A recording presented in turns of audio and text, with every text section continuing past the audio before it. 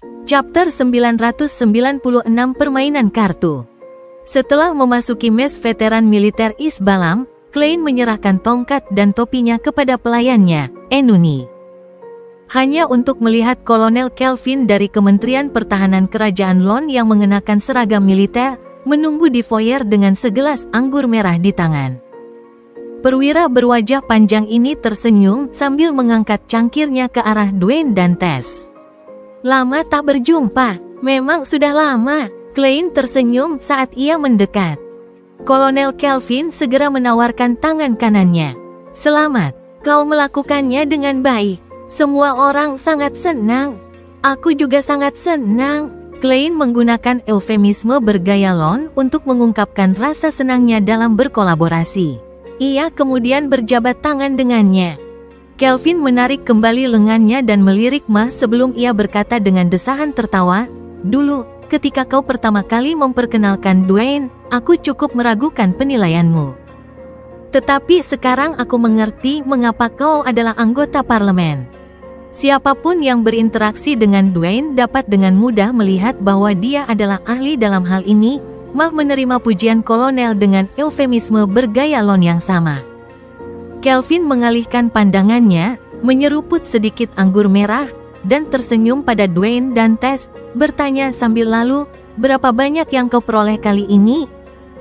"Jangan khawatir, aku tidak akan menaikkan harga di masa depan karenanya. Aku hanya penasaran." 20.000 pound dalam emas, Klein memberikan nilai tengah sebagai jawaban.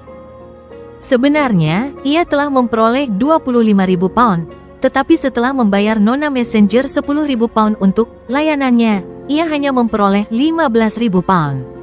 Kelvin mengangguk.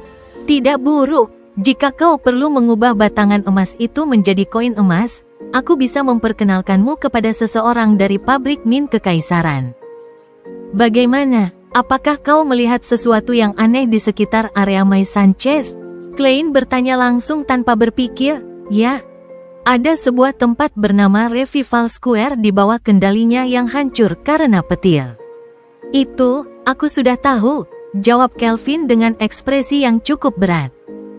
"Tapi kau mungkin tidak tahu bahwa orang di hadapanmu adalah orang yang menciptakan petir itu."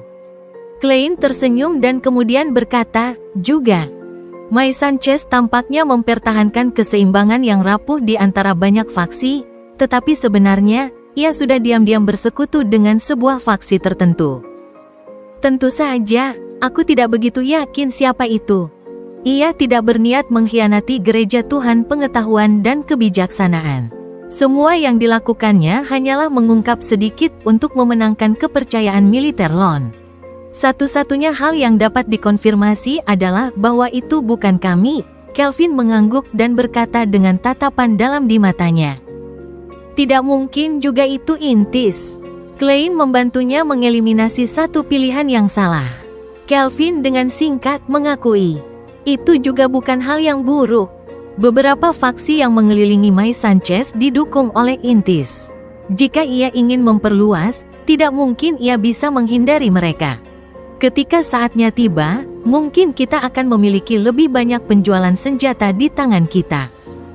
Dengan itu, ia mengangkat gelas. "Tuhan petir yang suci, untuk kekayaan bagi semua orang." Sebagai pengikut Dewi Malam Abadi, Klein dan Ma tersenyum sebagai balasan tanpa memberikan jawaban langsung. Setelah menyeruput anggur merah lagi, Kelvin menunjuk ke lantai 2. "Dwayne, aku membawamu ke sini hari ini untuk bermain kartu dengan seorang VIP." "Texas Hold'em? VIP siapa?" Klein bertanya dengan rasa ingin tahu yang meningkat. Ekspresi Kelvin berubah serius saat ia berkata dengan senyum yang tidak terlalu terlihat, "Laksamana Amirius. Ia telah diberikan jabatan dan saat ini bertanggung jawab atas Kementerian Pertahanan." "Laksamana Amirius? Laksamana yang adiknya dicopot dari jabatannya sebagai gubernur jenderal, selingkuhannya dirusak oleh pohon ibu keinginan, dan akhirnya kehilangan jabatannya sebagai panglima tertinggi Angkatan Laut Sonia Tengah? Aku pernah bekerja sama dengannya dan bahkan berpura-pura menjadi dirinya untuk beberapa waktu. Memang, ketika berurusan dengan seorang demigod, selama mereka tidak melakukan kesalahan terlalu besar. Dan jika mereka bersedia menahan diri, mereka akan selalu dapat keluar dari titik terendah. Klein mengingat semua yang terjadi di Pulau Orafi, merasa melankolis. Terhadap Laksamana Amirius Riefet, ia masih merasakan sedikit rasa bersalah.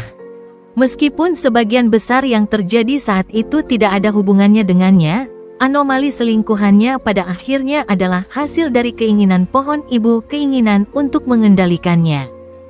Artinya, kerjasama kita di masa depan memerlukan persetujuan yang terhormat.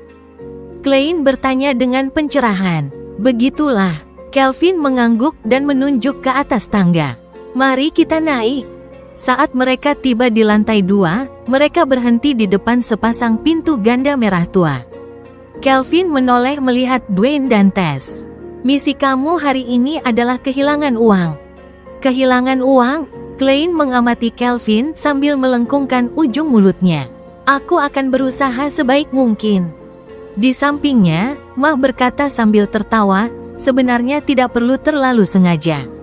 Laksamana Amirius memiliki keterampilan bermain kartu yang sangat baik. Hampir tidak mungkin jika kau ingin memenangkan uang. Heh, aku selalu kalah. Say, aku hanya berharap aku tidak kalah terlalu banyak hari ini. Jika tidak, aku bahkan tidak berani pulang. Klein mengangguk dengan pikirannya. Aku hanya membawa 200 pound tunai. Apakah itu cukup? Pasti tidak. Kelvin tertawa. Aku sudah menukar chip senilai 1000 pound untukmu. Ingat untuk mengembalikannya.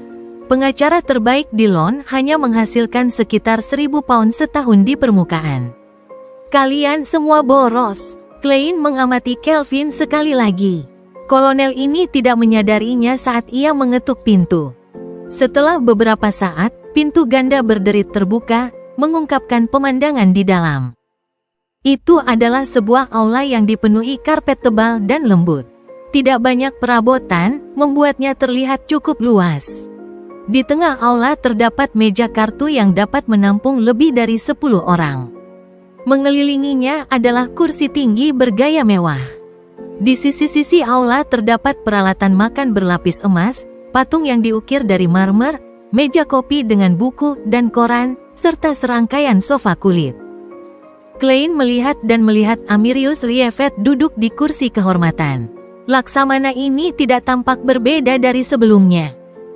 Rambut hitamnya disisir rapi ke belakang, dengan mata birunya yang gelap dan dalam.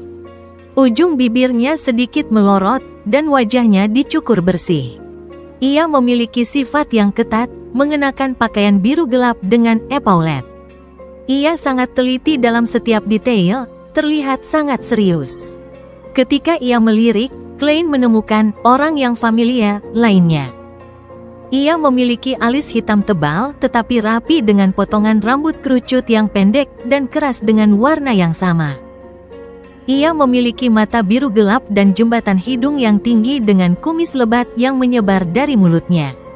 Ia memiliki wajah panjang dengan garis-garis yang menonjol serta lekukan kasar. Ia adalah wakil direktur MI9, Konas Kilgore. Ia adalah salah satu target untuk kembalinya Klein ke Backlund. Ia adalah perantara dalam transaksi antara Sekte Iblis dan sebuah faksi tertentu di keluarga kerajaan. Ia adalah salah satu kaki tangan dari kabut besar Backlund.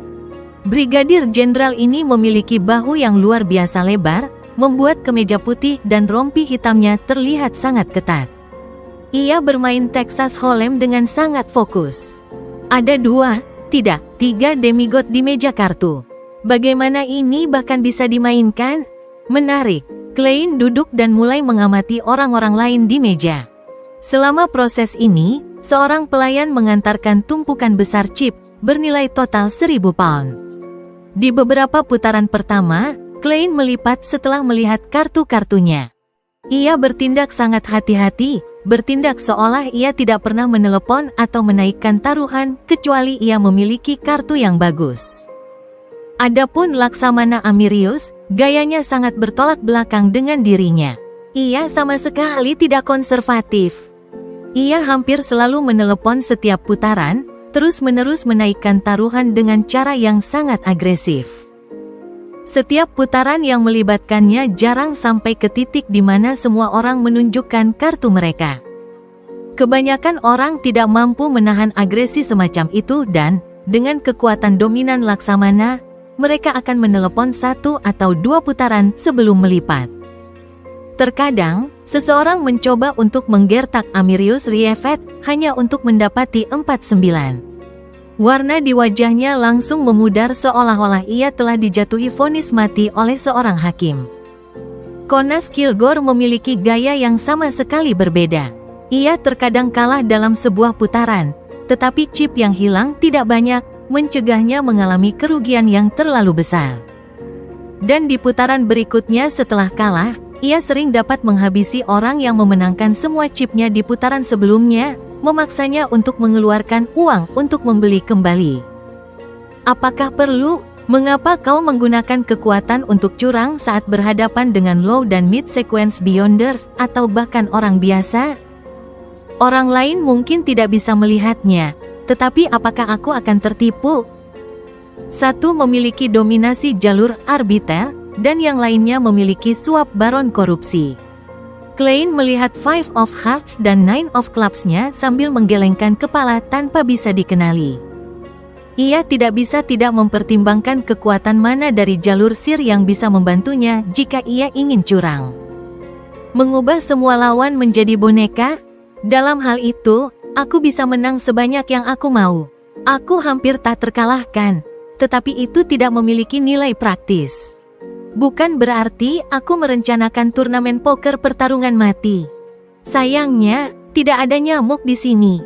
Jika tidak, aku bisa menggunakan benang tubuh roh mereka dan mengubahnya menjadi boneka untuk membantuku memeriksa kartu hall mereka. Faceless hanya memungkinkan aku mengubah diriku sendiri, bukan kartu-kartu. Ilusi magician, efeknya mungkin cukup baik saat bermain dengan orang biasa atau low dan mid sequence beyonders. Tetapi ada 2 demigod di sini. Menggunakan kemampuan clown untuk menukar kartu, itu tidak berguna. Pembagian dan pengocokan kartu dilakukan oleh Croupier. Saat pikirannya berlarian, Klein menyadari bahwa tampaknya hanya kekuatannya sebagai sir yang berguna di sini. Ia membuang 2 kartu hall-nya untuk menunjukkan bahwa ia melipat sebelum mengeluarkan chip logam dan membiarkannya bergerak di antara jari-jarinya. Saat itu, Amirius Rievet tiba-tiba menatapnya dan menarik tangannya sebelum mendorong semua chipnya masuk. Memang, Klein mengangguk dalam hati tanpa rasa terkejut. Selama kerjasama terakhirnya, ia tahu bahwa Laksamana Amirius mampu membedakan orang biasa dari beyonders dari posisinya. Ia mencurigai bahwa ia bahkan bisa menentukan tingkat beyonder. Atau dengan kata lain, posisi mereka. Namun, Klein tidak terlalu khawatir, karena seorang Bizarro Sorcerer memiliki kekuatan penyamaran sampai batas tertentu. Ini juga alasan mengapa ia dapat menggabungkan efek peningkatan yang diberikan kabut abu-abu padanya setelah ia mencapai sequence 4. Ini memberinya kepercayaan diri bahwa Amirius tidak akan dapat menentukan tingkatnya. Namun, ia tidak mencoba melakukan intervensi yang sesuai, karena ia mencurigai bahwa Amirius mampu mengetahui bahwa ia adalah seorang beyonder. Oleh karena itu, ia memutuskan untuk mengungkapkan sedikit masalah, membuatnya mudah terlihat dan dipahami.